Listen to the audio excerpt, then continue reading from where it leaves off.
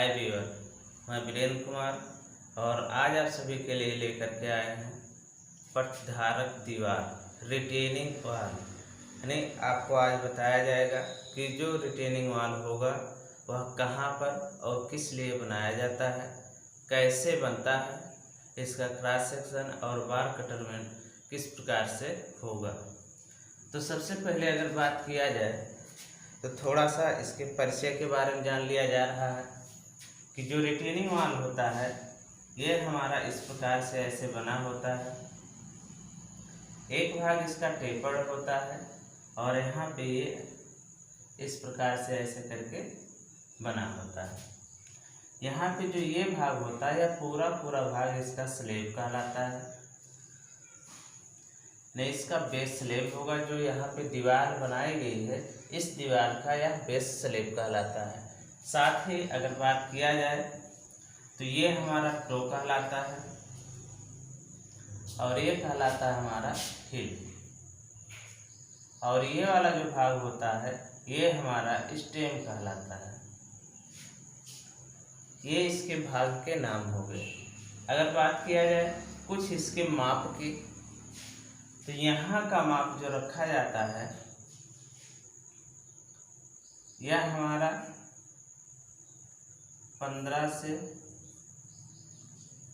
23 centimetre के बीच में यहाँ की चौड़ाई रखी जाएगी, या कह सकते हैं कि स्टेम की ऊपरी चौड़ाई होगी।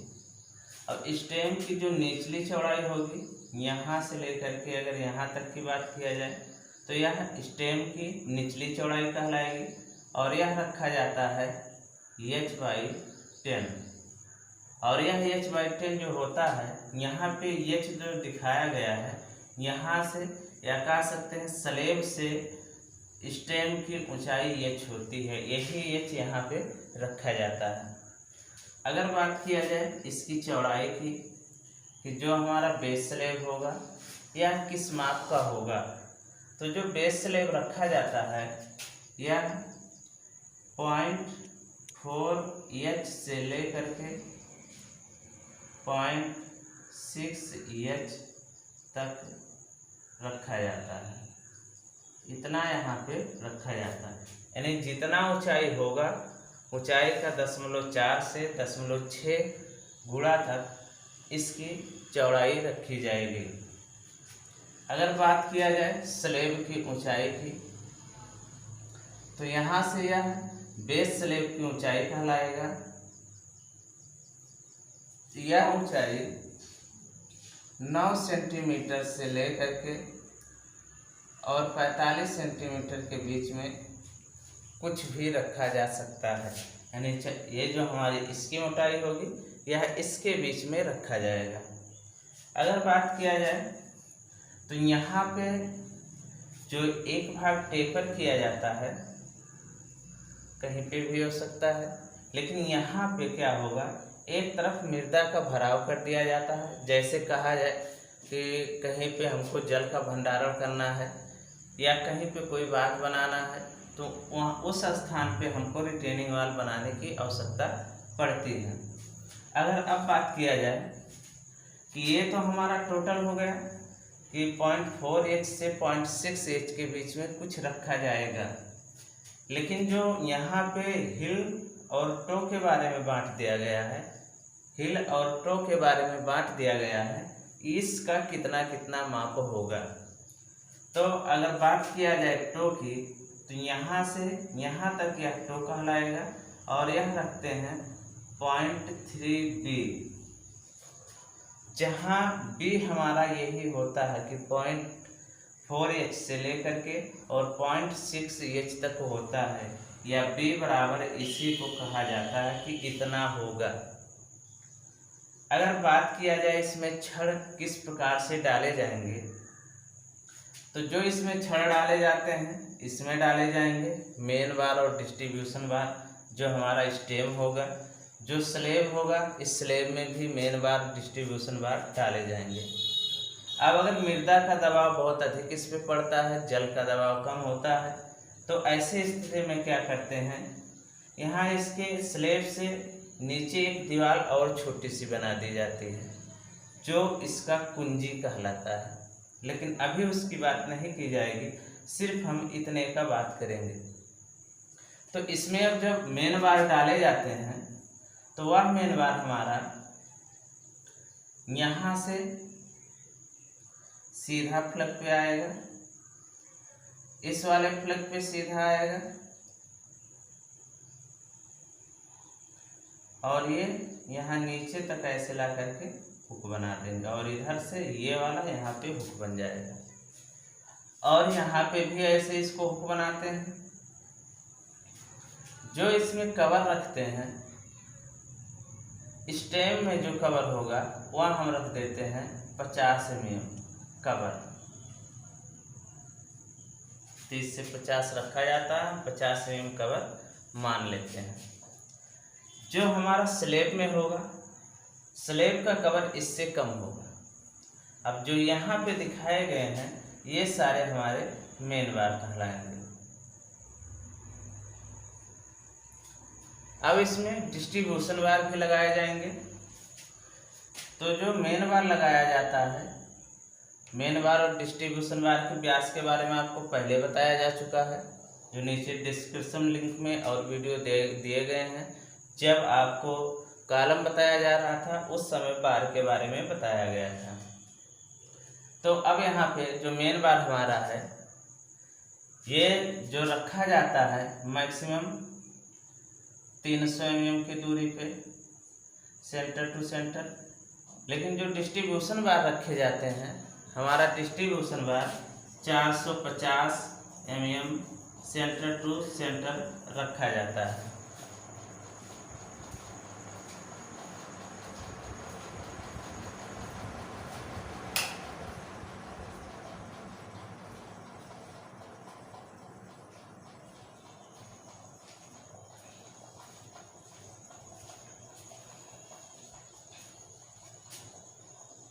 तो जो हमारा डिस्ट्रीब्यूशन बार रखा जाता है 450 mm सेंटर टू सेंटर रखा जाता है, और डिस्ट्रीब्यूशन बार इस स्लेब से ऊपर ही लगाया जाएगा। यहाँ पे ऐसे बिंदु के रूप में दिखाए जाएंगे दोनों फलकों पे।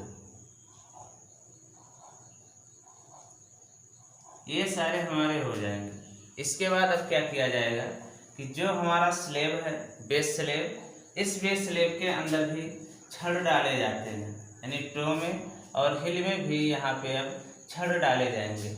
तो यहाँ जो छड़ डालते हैं, यह मेन बार हमारा होगा, और यह मेन बार यहाँ से होते हुए यहाँ तक ऐसे आएगा। और जो यहाँ आगे की तरफ, यहाँ से आगे की तरफ मेन बार बढ़ाते हैं, यह जो बढ़ाया जाता है यह 20 से 30 सेंटीमीटर तक बढ़ाया जाता है। और जो यहाँ पे मेन बार डाला जाता है नीचे की तरफ, ये यहाँ पे बढ़ाया जाता है। अगर बात किया जाए तो इस दीवार की फ्लक्स से जो सीधी आती है, यानी यहाँ से जो यहाँ आगे बढ़ाएंगे, यह हमारा 30 से लेकर के और 50 सेंटीमीटर तक आगे बढ़ाया जाएगा। ये दोनों हमारे मेन बार होते हैं। इसके बाद क्या किया जाता है, इसी पे बिंदु के रूप में डिस्ट्रीब्यूशन बार भी दिखा दिए जाते हैं। जितने भी हमारे डिस्ट्रीब्यूशन बार लगेंगे इसकी संख्या ज्ञात की जाएगी और इस प्रकार से इसमें दिखा दिया जाएगा।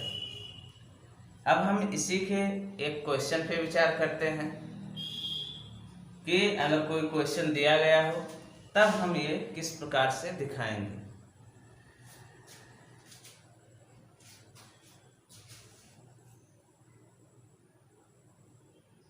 तो हमारा एक क्वेश्चन है, रिटेनिंग वॉल पे क्वेश्चन दिखाया जा रहा है, जिसमें कहा जा रहा है कि स्टेम की जो माप है वह 6 मीटर है, नीचो इसकी ऊंचाई ली जाएगी या 6 मीटर लिया जाएगा।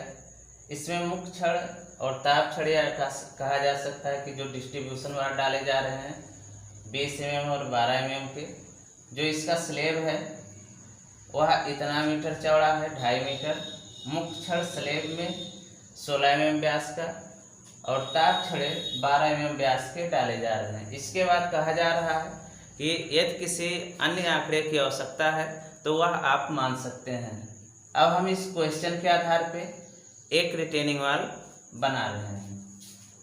तो सबसे पहले इसके ऊंचाई के अनुसार हम पूरा ऊंचाई दिखा देते हैं, लेकिन कोई भी माप दिया गया है यहाँ का तो सबसे पहले कोई आरएफ माना जाएगा और इस आरएफ के अनुसार इसको कन्वर्ट कर लेंगे। हम मान लेते हैं आरएफ हमारा यही है। अब कोई भी पैमाना होगा, जैसे 6 मीटर है तो 600 का गुणा करके सेंटीमीटर में बदला गया। यहाँ से हमारा 12 सेंटीमीटर आ गया, यानी ड्राइंग शीट पे हमको सिर्फ 12 सेंटीमीटर ही खींचना है। तो ये सब आप लोग कन्वर्ट करेंगे और कन्वर्ट करने के बाद अपनी ड्राइंग शीट पे खींचेंगे। तो हम यहाँ पे 6 मीटर ऊंचाई का एक रेखा खींच लेते हैं। ये हमारा 6 मीटर हो गया। अब यहाँ पे शीर्ष की चौड़ाई नहीं कहा जा रहा कि अगर ये हमारा स्टेम है तो इस स्टेम की शीर्ष चौड़ाई और तली चौड़ाई हमको यहाँ पे नहीं बताया जा रहा है। तो हम यहाँ पे अभी आपको कुछ समय पहले बताए हैं कि 15 से 30 रखा जाता है। हम मान लेते हैं कि यहाँ की चौड़ाई 25 है। यहाँ से लेकर के यहाँ तक की जो चौड़ाई है वह हमारा है 25 सेंटीमीटर। अब अगर यहाँ स्टेम की निचली चौड़ाई की बात किया जाए तो आपको बताया गया कि h/10 होता है, जबकि h का मान यहाँ पे 6 दिया गया, 6/10 या कहा जा सकता है 0.6 मीटर या 60 सेंटीमीटर। तो यहाँ से 60 सेंटीमीटर क्षैतिज मापा गया और इसको ला करके यहाँ पे मिला दिया जाएगा। तो इस प्रकार से हमारा स्टेम बनके तैयार हो जाएगा। अब अगर बात किया जाए इसके स्लेब की, तो स्लेब के लिए बताया गया कि अगर 0.4 से लेकर के और 0.6 h होता है, लेकिन यह कब लेंगे जब क्वेश्चन में स्लेब की चौड़ाई नहीं दी जाएगी। अब अगर बात किया जाए तो यहाँ पे 2.5 मीटर स्लेब की चौड़ाई दी गई है। तो यहाँ पे आपको सिर्फ टो की लंबाई निकालना है कि टो कितना होगा और हिल हमारा कितना होगा। तो जो टो मानते हैं वह 3b मानते हैं, और जहाँ पे b स्लेब की चौड़ाई होती है। अगर स्लेब की चौड़ाई 2.5 है तो 0.3 × 2.5 किया गया तो 25 × 3 = 75.75 मीटर, या कहा जा सकता है कि हमारा यह 75 सेंटीमीटर होगा। तो यहाँ से हम 75 सेंटीमीटर इस दिशा में आते हैं। यहाँ स्लेब की मोटाई नहीं दी गई है, क्योंकि अगर स्लेब की मोटाई नहीं दी गई है तो यह भी बताया गया कि जो भी स्लेब होगा अगर उसकी मोटाई रखी जा रही है तो वह 9 से लेकर के और 45 सेंटीमीटर के बीच में कुछ भी रखा जा सकता है। तो हम मान लेते हैं कि यहाँ पे जो स्लेब है, यह स्लेब हमारा 20 सेंटीमीटर का है। अब यहाँ से नीचे की तरफ से हम 2.5 मीटर ले जाते हैं, जितना भी होगा 2.5 मीटर ये हो गया हमारा। फिर यहाँ 20 सेंटीमीटर ऊपर ले जा करके इसको यहाँ पे मिला देंगे। तो ये वाला जो भाग होगा ये हमारा कहलाएगा कि ये हमारा स्टेम है, ये टो है, और ये वाला जो भाग होगा यह कहलाएगा हिल।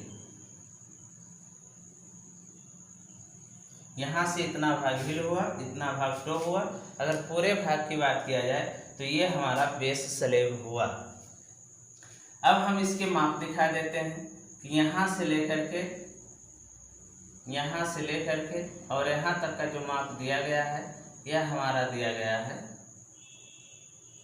6 मीटर, और यहाँ से जो यहाँ तक का माप दिया गया है यह टोटल हमारा दिया गया है 2.5 मीटर। ये खाका बनके हमारा तैयार हो जा रहा है।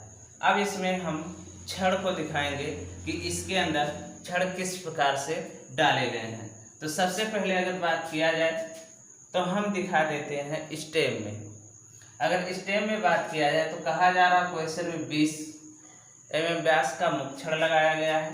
तो इस फ्लक्स से कवर को छोड़ते हुए हम यहाँ पे सीधा नीचे की तरफ चले आते हैं और फिर यहाँ तक ऐसे हुक बना दिया जा रहा है। ये हुक बना दिया गया। इधर से भी ऐसे हिलाते हैं और यहाँ से इसको ला करके हुक बना दिया गया। ऊपर की तरफ भी ऐसे हुक बना देते हैं 180 डिग्री पे मोड़ करके। ये हमारा मेन बार हो गया। अब यहाँ पे एक डिस्ट्रीब्यूशन बार लगा देंगे, यहाँ पे एक डिस्ट्रीब्यूशन बार लगाएंगे, एक डिस्ट्रीब्यूशन बार यहाँ पे, एक डिस्ट्रीब्यूशन बार यहाँ पे। इसके बाद इसके अंदर कितने डिस्ट्रीब्यूशन बार लगेंगे ये आप निकालेंगे, जो पिछले वीडियो में आप सबको बताया गया था कॉलम बताते समय। तो जितने भी बार हो रहे हैं सारे बार ऐसे यहाँ पे दिखा दिए जाएंगे। इसी मेन बार पे रखा जाता है और फिर इसको बांध दिया जाता है। अब अगर बात किया जाए कि स्लेब में जो छड़ डाले जाएंगे, तो स्लेब में जो छड़ डाला जाता है वो यहाँ से ऐसे हुक बनाया जाएगा और एक कवर छोड़ते हुए इस सिरे तक लाएंगे।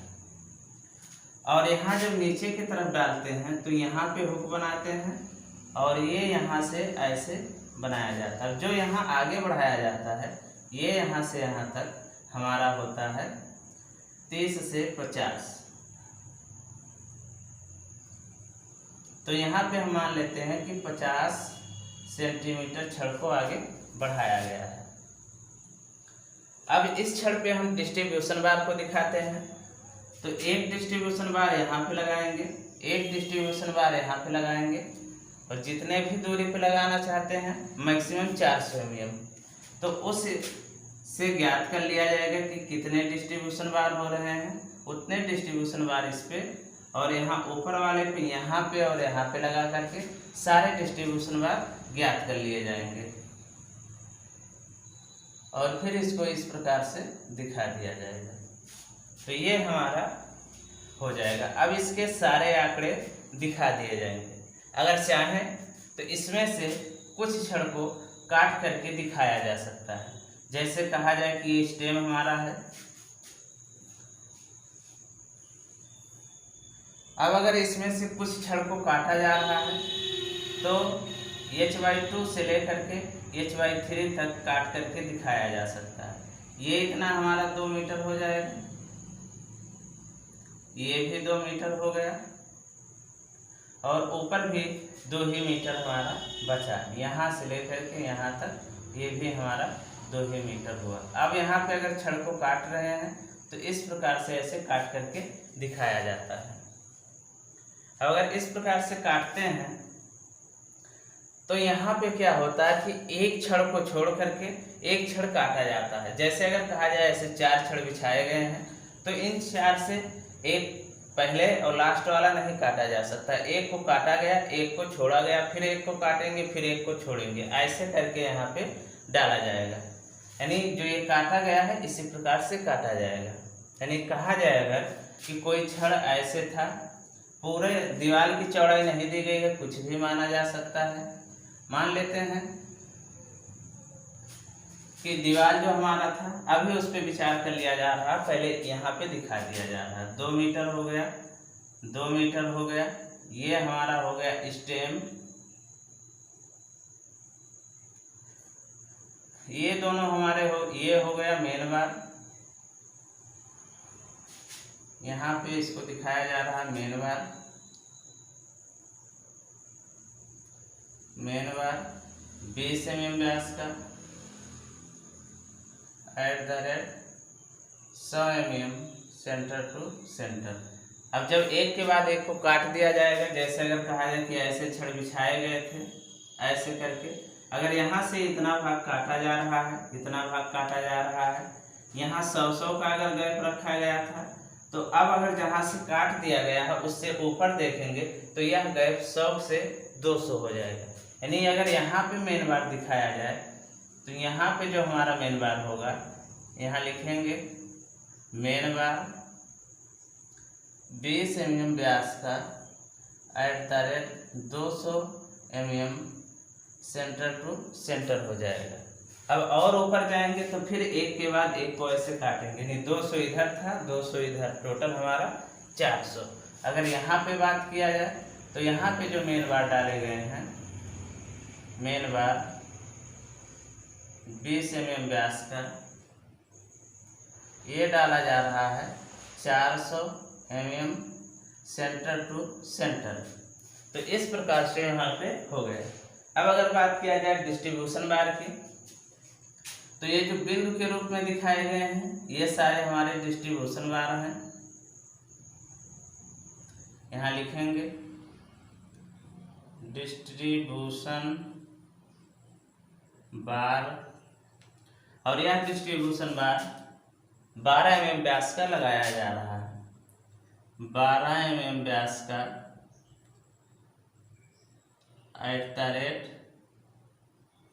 Maximum 450 mm centre to centre पे लगाया जा सकता है। यहाँ पे दिखाएंगे कि यहाँ पे जो कटरमेंट किया गया है हमारा फर्स्ट कटरमेंट, ये हमारा यहाँ पे सेकंड कटरमेंट है।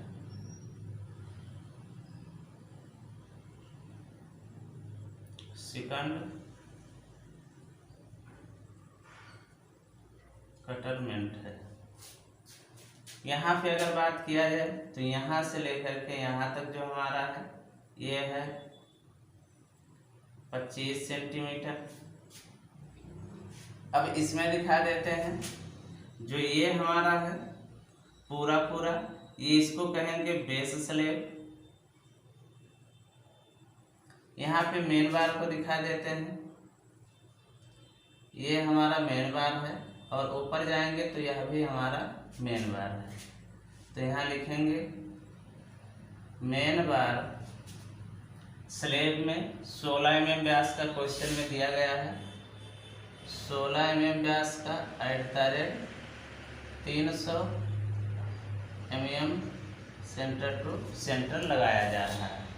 अगर बात किया जाए बिंदु वाले को, तो जो बिंदु के रूप में लगाया गया है, जैसे यहाँ का बार हो गया और यहाँ का बार हो गया, तो ये हमारा डिस्ट्रीब्यूशन बार कहलाएगा।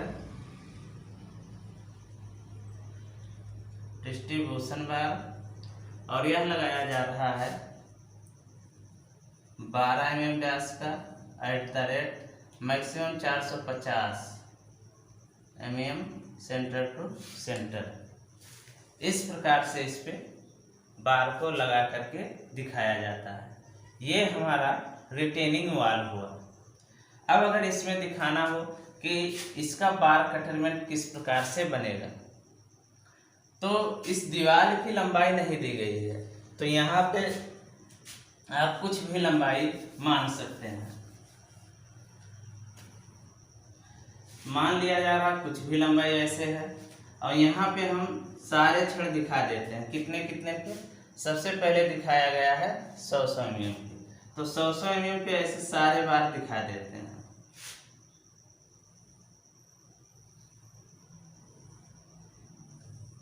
जितने भी क्षण हो सारे ऐसे दिखा दिया गया। यहाँ लिखा जा सकता है कि यहाँ दीवार की लंबाई जो भी हो, और यहाँ पे हम एक दिखा देते हैं ब्रेक लाइन। अब पहले छड़ को छोड़ा गया, अगर यहाँ पे कहा जाए तो सब छड़ों के बीच की दूरी 100 mm रखा जा रहा है। 100 mm। अब यहाँ अगर फर्स्ट कटरमेंट यानी यहाँ से लेकर के यहाँ तक हमारा 2 मीटर हो रहा है, जो यहाँ से 2 मीटर पे दिखाया गया, और कहा जा रहा कि फर्स्ट कटरमेंट है। अगर पहली बार काटा गया तो एक छड़ को छोड़ा गया, पहले को, दूसरे को यहाँ तक काट दिया गया, फिर तीसरे को छोड़ करके चौथे काटा गया, फिर पांचवे को छोड़ करके छठे काटा गया, फिर इसको छोड़ करके अगले छड़ को काटा जाएगा। अब अगर बात किया जाए सेकंड कटरमेंट की, तो 2 मीटर बाद यहाँ पे ये हमारा सेकंड कटरमेंट मिलेगा। अब यहाँ पे अगर गैप की बात किया जाए तो ये 200 mm हो रहा है। यहाँ से लेकर के यहाँ तक 200 mm, यहाँ से लेकर के यहाँ तक भी हमारा 200 mm, और ये भी हमारा यहाँ से लेकर के यहाँ तक 200 mm। अगर और दिखाया गया होता तो एक हमारा यहाँ पे होता और एक हमारा यहाँ पे होता, यह भी हमारा 200 mm भी हो जाता। अब अगर सेकंड कटरमेंट की बात किया जाए यहाँ पे, सेकंड कटर मैन। तो यहाँ पे क्या किया जाएगा, जो छड़ वहाँ दिख रहे हैं अब उसमें से एक छड़ को काटेंगे और एक छड़ को छोड़ दिया जाएगा।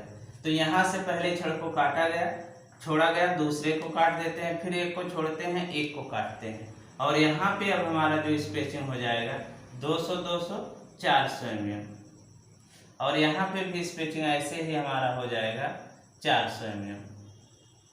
यानी यही यहाँ पे लिखा जा रहा है कि मेन बार पहले 100 पे लगाए गए, फिर मेन बार 200 पे mm पे लगाए गए, फिर मेन ही बार वही छड़ हमारा 400 mm की दूरी पे हो जा रहा है। तो इस प्रकार से हमारा दिखाया जाएगा bar cutter man, cutter man. तो इस प्रकार से हमारे क्वेश्चन बनेंगे।